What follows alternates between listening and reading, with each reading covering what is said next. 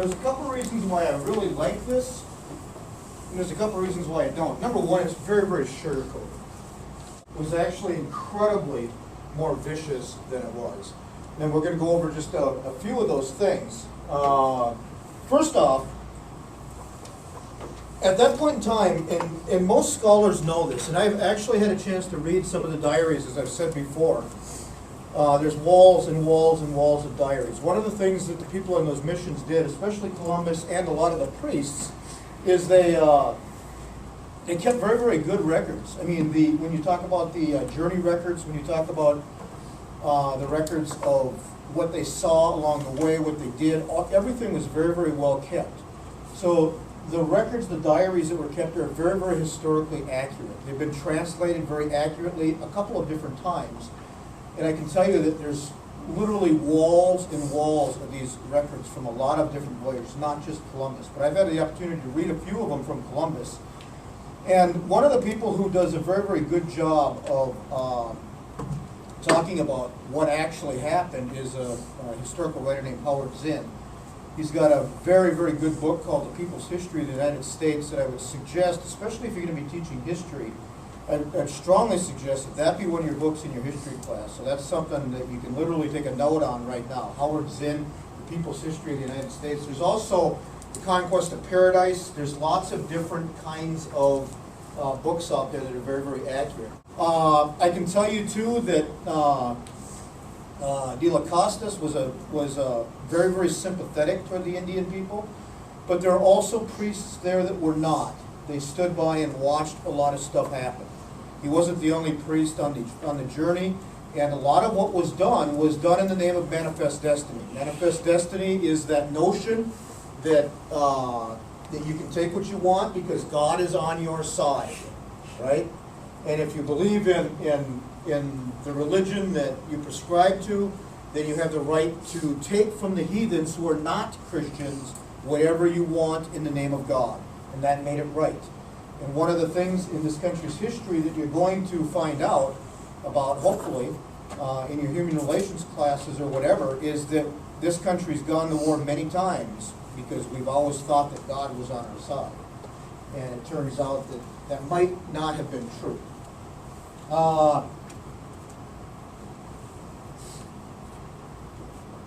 Everybody knows the names of the ships, right? What were they? Yeah, we learn that from the day we grow up. I mean, it's like embedded in my mind. I can never forget it, even though I've tried many, many times. When you went through school, Columbus was a hero. He was the guy who discovered America, all this kind of stuff. And we really made him a big hero. We made a Columbus Day in this country. And South Dakota, I think, is the only state that has gotten rid of that term Columbus Day, which surprises the heck out of me, but I'm also very, very proud of that, having moved to South Dakota now. So there's a lot of recognition around the country about the notion that Columbus should never be put in that kind of hero category. If you look back at Columbus, and people have researched Columbus and talked about Columbus and analyzed him, in modern day perceptions, Columbus would definitely have been labeled a psychopath. Some of the stuff that he did was incredibly brutal.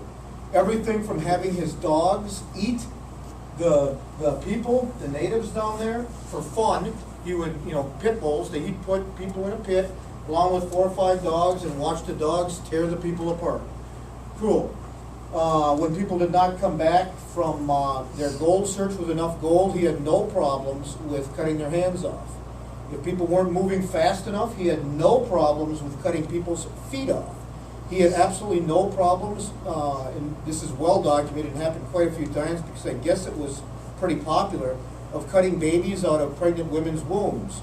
Most of those babies were the babies of soldiers because they also used a lot of rape warfare when they moved through the islands. They also used to take the babies when they got them out of the wombs and play catch with them. See who could throw them the furthest. They had contests. They would disembowel women's breasts and play with those, throw them around and make games out of them, things like that. We're talking about a psychopath. And we're talking about a person who we've made a hero in this country, so much so that we have Columbus Day, right? We have Columbus Day sales. Go to Slumberland on Columbus Day, right? It's time to celebrate. But what most people don't realize is just how brutal this man was. Taking a step back, he was never looking for India. India wasn't even called India at that time. It was called Hindustan. He wasn't looking for the East Indies because he was never after spices like we've been led to believe in some of the history books. It's kind of 50-50 with that, by the way. Some of the history books will tell you he was looking for the West Indies. Some of them will tell you he's looking for India. He was looking for gold. No ifs, ands, or buts about it. He needed to finance a war that Spain was waging in Europe with gold. And he was sent out specifically to look for gold. He was Italian, but he was sailing for Spain. That was his main objective. And when he saw the little bit of gold that was on what is now the Dominican Republic, he just went crazy. He went gold nuts and demanded more and more men, demanded more and more fleet ships, and on and on and on. He literally took over that island. Now, some of the things that you may not realize in the genocide that happened on that island, and it was genocide because when he was done, there was less than 15 people left on that island that were native. He had wiped them completely off the map. He had killed an estimated 2.6 million people through the process and through the time period that he was there. Incredible devastation. He used a scorched earth policy as well. He used to file Indian people into grass huts and burn the huts and listen to them scream because his soldiers got so much enjoyment out of it. This was a man who was, no ifs, ands, or buts about it, a psychopath. If we had more time, we would also learn about even a more devastating psychopath that we make our hero in this country. His name was De Soto, who came in through Florida that we're not even going to get into talk about. He made Columbus look like a tooth fairy. But this is the kind of thing that happened at the early parts of this country. And make no mistake about it, it was done in the name of God. It was done in the name of Christianity. That was the backbone. That's what gave people the permission to do it. The whole God is on our side, manifest destiny kind of way of thinking. It's not something we learn about in the history books because, and we've talked about this before, we can't learn about that in the history books because it would cause a bad thing in this country, wouldn't it? But we've got to start talking about it. When Columbus landed, he wasn't talking about being in India or anything like that. He knew he was in the Cuba area anyway. And does anybody here speak Spanish? Indios in Spanish means beautiful people. When he saw the Indian people and saw the way they lived, that's how Indian people got the name Indian. All the rest of that stuff is nonsense. See, I told you everything that you learn in here is going to be new to you, right? All of the stuff you even heard to the contrary of the stories that are put in the history books is nonsense. Indios was the label that Columbus gave Indian people, and he called them beautiful people. That's why I have no problem with the term Indian. It's the only time in my life I've ever been called beautiful, right? Let's not forget the backbone of this. Europe has always been an incredibly warring continent. Europe has always been at war. Throughout the history of mankind, Europe has been at war. Whether it was the Roman Empire that was conquering, whether it was the Holy Roman Empire that was conquering, whether it was from Constantinople and Turkey, whether it was the Crusades, whatever the case might be, Europe is an incredibly warring continent. Rarely has there been a time of peace in Europe. Very, very rarely. World War I, World War II, on and on and on. The Balkans War. We can talk about that all day. This isn't a history class about Europe, but Europe was an incredibly warring country. And unfortunately, when they started to expand, they brought war with them. Indian people would go and they would fight a lot. But one of the things that's very, very interesting about the way Indian people fought is there were very, very few deaths. What Indian people did is they took coup. You went and tapped somebody with a stick, and when you tapped that stick, Indians would literally get off their horse, walk over to your side, and oftentimes when they were taken captive, they chose to stay in the village because it was a nice place to live. And by the way, you wanted to marry women most of the time outside of your village, so because you lived with your clan. You couldn't marry within your clan. That would have been incest. So it was a way of citizenship in many ways. We talked about the dogs.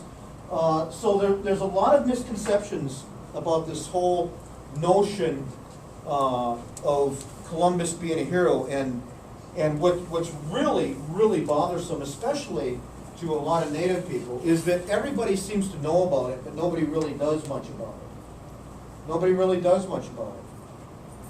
Now, a couple things.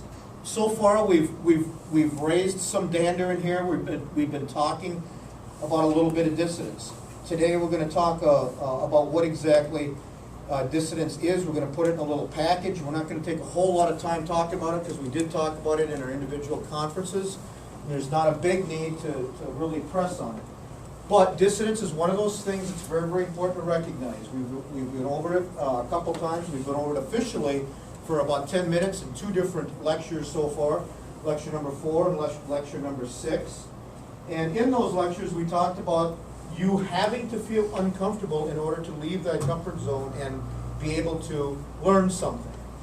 If you're not feeling uncomfortable, at least a little bit now, by the news that you've heard, you can consider yourself a fairly open-minded person. There's no doubt that some of you are feeling some discomfort because you're hearing things that were not taught. Whenever you hear things for the first time, it's going to affect you, no matter what you say. If I hear things for the first time, it's going to affect me. It doesn't matter who you are. You're going to have a natural response. It's how you deal with that that's vitally important. Now remember, dissidence isn't resistance. Resistance comes from dissonance. Dissonance is the feeling that you get when you all of a sudden your path crosses with some information that contradicts what you thought you knew. Like Columbus, right? Over the years, I've been in many, many schools and talked about these issues of not even teaching about Columbus in the traditional way. And inevitably, people feel so uncomfortable that they say, well, let's compromise and teach it both ways. We'll teach it as a hero, we'll teach it as a non-hero. And it's like, no, teach the truth. Stop sugarcoating our history. If we don't start to understand what the truth is, we are never going to have truth embraced in our well-being or in our realm. History is going to look back at this country. Believe me, in 200 years, from an objective standpoint, and this country is not going to be what we're led to believe it is today. Because there's a lot of bad stuff that happened here. This was the place of ethnic cleansing. This was the place when more genocide happened in this country than any other country in the world. Just look at the Indian people. We did ethnic cleansing. Make no mistake about it. The formations of the reservations were ethnic cleansing. We moved an ethnicity, a group of Indian people, that's what they termed it, ethnicity. We've learned a different version. A race of people away from another group of people because that group of people did not want to live by this group of people because of their ethnic or racial background. That is ethnic cleansing. No ifs, ands, or buts about it, but we're the first ones to jump on other countries around the world when we see ethnic cleansing happening. And that's something we have to be cognizant of because there's a lot of hypocrisy in this country. We don't take very good care of our indigenous people. Every other country in the world has made a formal apology to their indigenous people. New Zealand, Canada. We can go all over the world and talk about it. This country will not. Because if we do, it's going to turn a different page of this country's history, and a lot of stuff is going to have to be changed. Because a lot of stuff has never been fair. Right? And we, as teachers, have to start thinking about that because our population is getting more and more diverse. We have to start teaching to our population. We can no longer pretend, no matter how many senators and congressmen want to keep the status quo, we can no longer pretend that this is not a diverse country. We can no longer consider building big fences to keep people out or all this kind of stuff. We have to start thinking about what lies ahead. And now is the time to change it. Otherwise, we're going to have some serious, serious problems down the road. Very, very serious problems. Sooner or later, the Latino population is gonna wake up and say, where's our history in all this? And then what? If we don't start making those transitions now, we're gonna be having some serious problems. And it's well noted in the scholarship. When you go into particularly the critical thinking scholarship, the critical pedagogy scholarship, it's all over the place. We're already behind the 8 ball. In the southwestern part of the United States, there are Latino groups that are already up in arms about what's going on in our education system, because we only teach one version. And unfortunately, that one version is spread all over the country. Believe it or not, the same textbooks that you had in your high school are the same textbooks they have all over the country. Why? Because politics are involved, right? We have people who sit on the board of textbook companies who also sit on the boards of other companies. That's what happens. Those textbooks are the ones that are used. And unfortunately, they're incredibly inaccurate. In some cases, will tell you that the most inaccurate document in this country right now are the historical textbooks. No ifs, ands, or buts about it. They're completely inaccurate. And we have to start thinking about that as teachers. Even if you're not teaching history, we have to start thinking about those things. And we continue to fall further and further behind in the education system, frankly, because we're not. What happened to critical thinking? That used to be a mainstay, that used to be a staple in education. There has always been 3 tracks in education. There was the civic track, where you learn about how to vote, you learn about politics, you learn about all that stuff. There was the social part of it.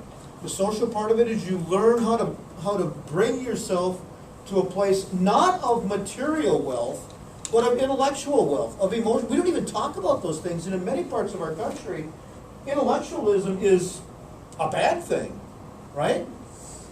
It's all over the place. There's a huge anti-intellectual movement. South Dakota is one of the biggest anti-intellectual movements. We don't concentrate on that here. And then the other track is money. Money, money, money, money, money, money, money, money, money. Why do you think we have brand new business colleges going up on every campus? Well, it's because people want people to learn how to make money. That's what gets our economy going, right? Isn't that about progress? Or what is progress anyway? We're coming to a point in our history where we have to start redefining what progress is. Is progress saving our planet? Or is progress making money, money, money, money, money, money, money, money, money? We all know that money doesn't buy happiness. Even people who believe in the Bible should recognize that that's one of the evils. We have some serious, serious things to think about. Very, very serious things to think about. And somebody, sometime, has to start working on these objectives and getting people thinking very, very seriously about reform. Dissonance is one of those things that, without a doubt, jolts people, literally sometimes to their bone. It scares people. The next step after that is either acceptance or resistance at varying levels. Acceptance would be at one end of the spectrum, resistance would be at the other end of the spectrum. Depending on how you fall, it's going to depend on how you're feeling about the subject matter in front of you. It's going to form your ideologies. It's going to be how you think.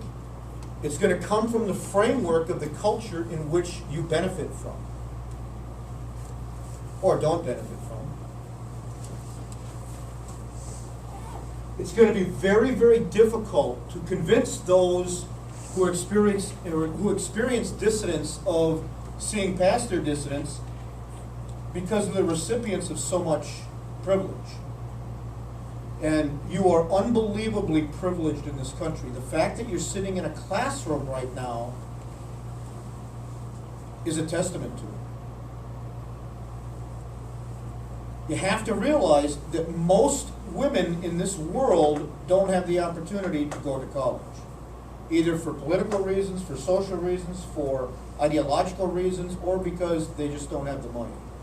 You're going through college, you're getting your degree, you're going to become teachers, you're going to change the minds of people out there, of children who are going to change the world.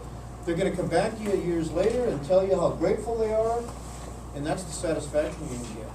Privilege is a word that people hate because nobody wants to admit they have it. When we were talking about ethnicities, that's a perfect time to talk about privilege. It's a perfect explanation of privilege. When we're talking about ethnic groups that come to this country after living in the mud, like my Hmong friend did for years, and all of a sudden getting to a cardboard box and living in a cardboard box out of the mud, that would be an incredible thing that they would be thankful for. When they look around and go to places that have guest houses and 3-story houses and $500,000 mansions, they're thinking, holy crap, we've been living in the mud for years. We can't deny it. We can go to the grocery store and get what we want if we have the money anytime we want. I can tell you that half of this world does not do that.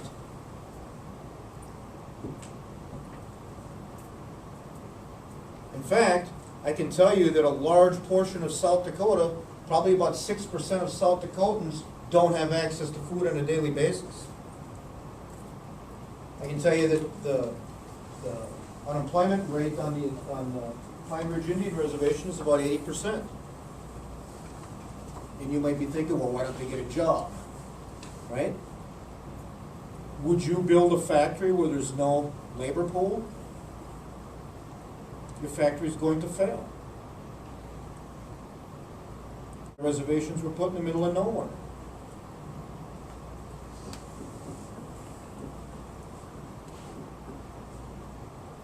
It's unbelievable how we ignore that notion of privilege. You want to get an apartment, you pretty much go and apply. Do you realize the problems that African American people have in getting an apartment in Vermilion? How many people in here can go and apply for a job and be fairly certain that they're not going to send you away or never call you again? Go and apply for a job at Walmart or something. Well, there's a large group of this population that's almost certain that they won't call. It's painful because you have to think about the people who don't have it and then you feel guilty. It's not really fair, to be honest. To be able to go to the refrigerator, open up the refrigerator and grab a soda anytime you want, right? What a privilege that is. Because I can tell you that most people in this world do not have a refrigerator. But we're isolated from all that because we live in this incredibly privileged country. Let me say it again. Incredibly privileged country. But what's the cost of that privilege? Whenever somebody benefits, somebody else loses. Make no mistake about it. And this country is the king of capturing other countries' wealth and resources. I'll give you a brief little explanation in socioeconomics. Wealth in this world is finite, just like everything else. There's only so much of it because it correlates with the resources in this world, and resources are finite and running short in some instances. So if we've got country A, and let's just put country A, because of the word affiliation, in Africa, and we're up here,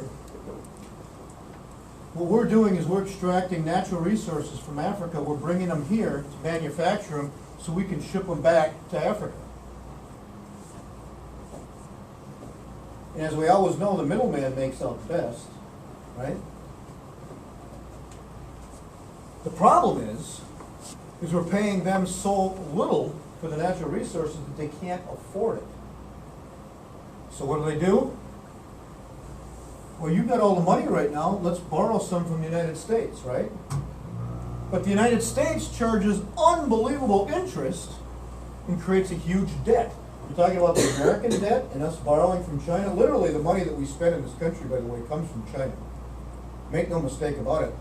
We do not pay enough taxes to pay our bills. So what happens, if they can't afford to pay their debt, they can't afford to feed their people. Luckily, we got charge cards, right?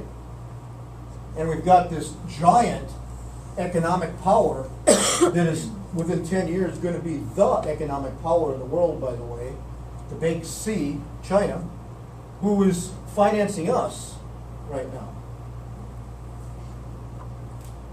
So we've got some serious issues. In the meantime, we literally control the economic system in about, I think the latest I saw was 9/10 of the countries in this world. We control their economic system with our banking system. And we're bankrupting these countries.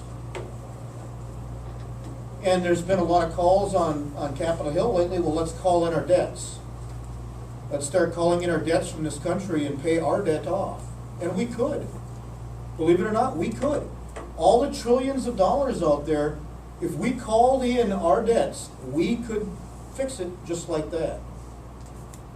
That tells you how much money other countries owe us. But if we did that, the world wouldn't survive.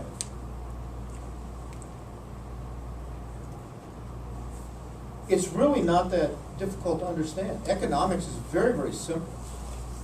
We do the same thing in this country. There's definitely an us or them. 1% of the people in this country own about 90% of the wealth. And the rest of us are just floundering in the waters, trying to scrape by, living check to check, under the illusion that someday, remember this, the illusion of the American dream, we're all going to grow up and be billionaires someday? It doesn't work that way.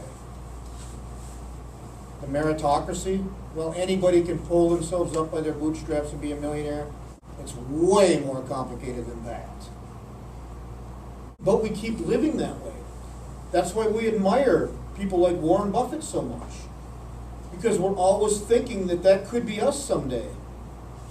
It's not going to be. He is so incredibly wealthy that whenever he walks toward the stock market, everybody shakes. But he could also end poverty in this country. That's how much money he owns. In fact, if you put him and Bill Gates together, they could end poverty worldwide. Let's get some perspective on this. If you took $1 bills, stacked them on top of each other, if you took 1 billion of those, they would go from here to the moon, around and back. 1 billion. He could do that 43.5 times. Are you starting to get a perspective of the disproportionate distribution of wealth in this country? There are Indian people who earn $30 a month. We toss around these numbers like we don't even know what they are because we don't know what they are. I wonder how many times somebody like Warren Buffett thinks about the Pine Ridge Indian Reservation. What is that? What is that fence that goes up that stops him from saying, all right, let's build a factory here. I've got $43 billion.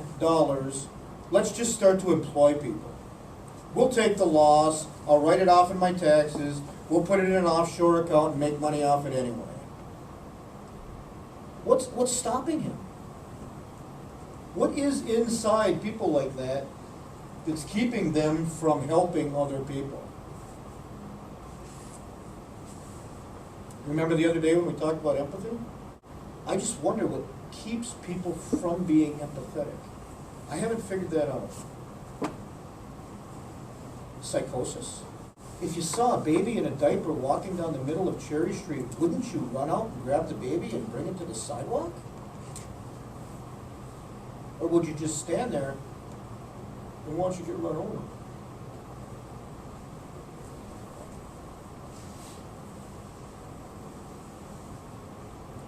Let's think about race for a minute. How many people here have been feeling uncomfortable? I know you're not going to raise your hand. It's a rhetorical question. Even though I would not hold that against you. Because I'm even feeling uncomfortable. I feel kind of silly when I drive on the middle of the Pine Ridge Indian Reservation where many people don't even have a car.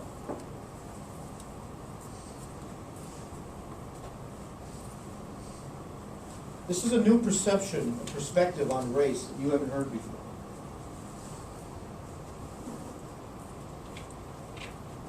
You walk into a bar, well, let's make it something other than a bar. If you walk into the Dairy Queen, I'm assuming that everybody here walks in bars, and I gotta quit assuming that.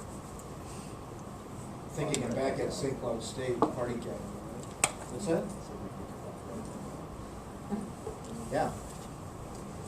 You have to be 21 in South Dakota? So if you walk into the Dairy Queen, and you see a lineup of 10 people, if 9 of them are white, 1 of them's black, where's your attention going to go? Be honest.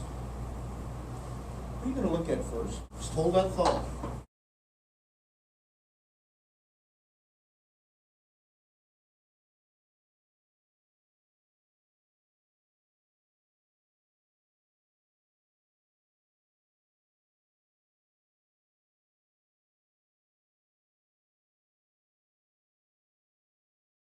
Which one of those is not like the other? Yeah. That's where your eyes went right away, wasn't it? Of course they did.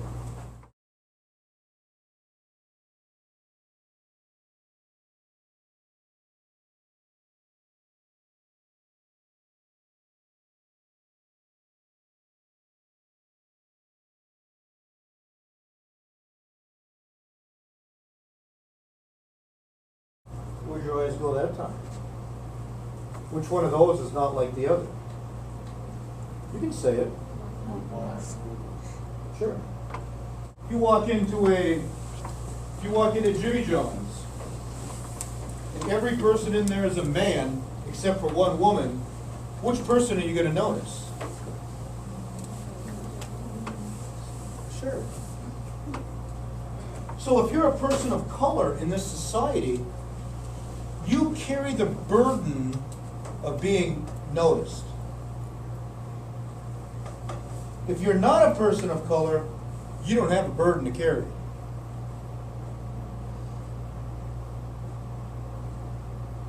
How'd you like to live with that burden? Okay, you're down at Raziel's, just had a few beers. Step outside and have a smoke, look across the street, big fat Indian guy comes stumbling out of Carey's down the middle of the street. I can guarantee you that I know what you're going to say because I have done the research. You poke your head inside Raziel's and say, "Hey, Joe, come here and see this fat Indian guy, this drunk guy walking down the middle of the street, this fat Indian drunk." Everybody's going to come running to the door and go, "Holy crap. Somebody go help him," or whatever they're going to say, right? Right? Same scenario. I'm walking out of Raziel's. All of a sudden, this little scrawny African-American guy comes popping out of Carey's, stumbling down the street, yelling stuff. "Hey, I want to be president." You're going to say, "Hey, Joe, come here. Look at this nutty black guy in the middle of the street wanting to be president." Right? Same scenario. Standing outside of Raziel's. All of a sudden, this big, huge white guy comes popping out of Carey's. "Whoa, I'm going. You're going to pop your head in there and say, "Hey, come here and see this drunk guy, this big fat guy out inside of Carey's. He wants his woman." What was missing there? White. The color of the skin, right? And I can tell you, because the research says so, that you're going to do that almost every time. Because it's going to further identify that person. You don't have the burden, if you're not a person of color, of being identified, of having to be identified as a person of color. And I can guarantee you that you're gonna unconsciously do that every time. Or just about every time. Hopefully you won't now. That is a burden. I'm not an alcoholic. I don't even like the taste of beer. That's probably what saved me from being an alcoholic. I don't have addiction if my family does. But I can't be seen downtown. If one of you or a group of you go down to Carey's some night and happen to see me sipping on a screwdriver, all of a sudden it's look at Cheeseman talking about drunk Indians and talking about the alcohol problem on the reservation, and he's sitting there drinking. Am I wrong? Well, it's happened to me before. I have the burden of carrying all Indian people on my back.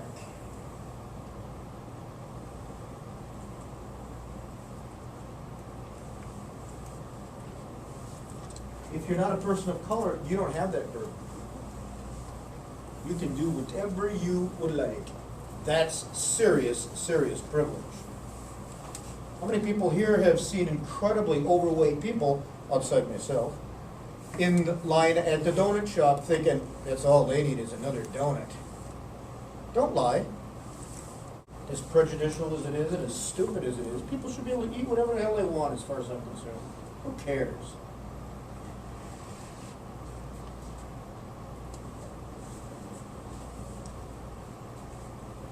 How many people in here have a disabled person in their family? You have a unique sense of empathy, don't you? When people are talking about me in a racially derogatory way, they're not seeing me as a human being. They're seeing me as a quote-unquote Indian. The synonyms of being white. You know what the synonyms are, right? American, Christian, wealthy. Ain't no mistake about it. When we think of those things, that's what we're thinking of.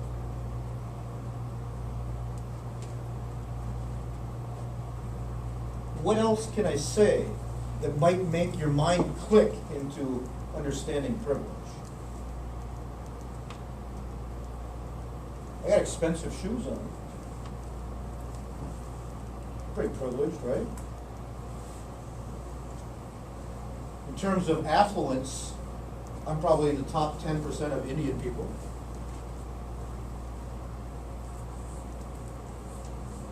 Not real proud of that. What about what we think of gay lesbian people in this country?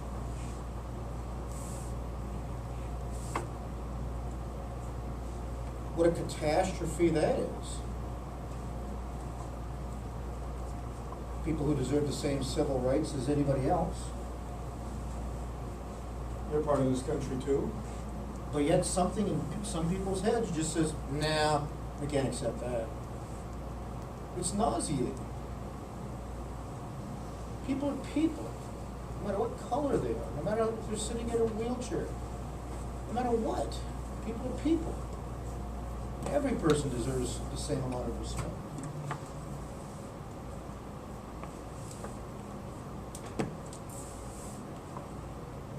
For some reason, those with privilege just won't let any of it go. I got this far, I'm not going backwards. It's a strange phenomenon. Very, very strange. Hard to explain. Especially when you see people who are in distress all around you. What do you do? Do you isolate yourself from that? How do you not pay attention to that? How is it that when I ask people in my classes if they've ever been to the Pine Ridge Indian Reservation or even aware that 5 of the 10 poorest counties in the entire country are in South Dakota, why is it that people don't get up and say, whoa, I didn't know that? I don't get that.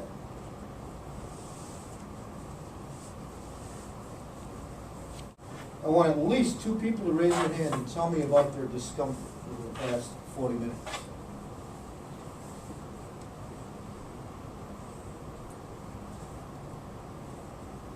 Two honest people. Go ahead. I guess I consider myself to be a pretty open-minded person, so I wasn't just too uncomfortable, but I'd say the most uncomfortable I was when you were talking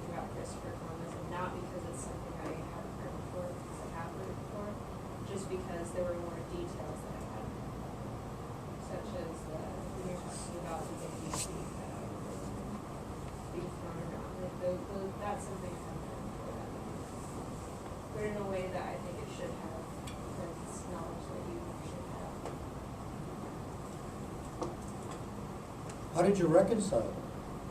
We- When you heard that information, what did you do with it? I guess I put it in a place to remember later on in life so that when I meet people who are unaware or when I have kids, I can make sure I can recall that information so I can give them. Speak good and loud, too. I also feel like I'm an open-minded person. And the Christopher Columbus thing, it really doesn't surprise me because back then, things like that were okay. And, it's just the only part that really made me uncomfortable was when you started making me as myself realize that what I have is I'm more privileged than other people, and what I have, 90% of the world probably doesn't have. It's just scary to me.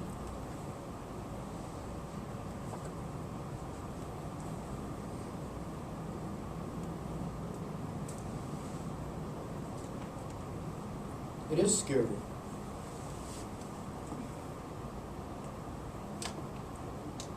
I've talked to people over the years who said, I ain't got nothing. I mean, how many times have you heard that? I ain't got, or the thing that drives me crazy is, people say, I'm broke. I got like $300 in the bank. $300? That's what some people make a year.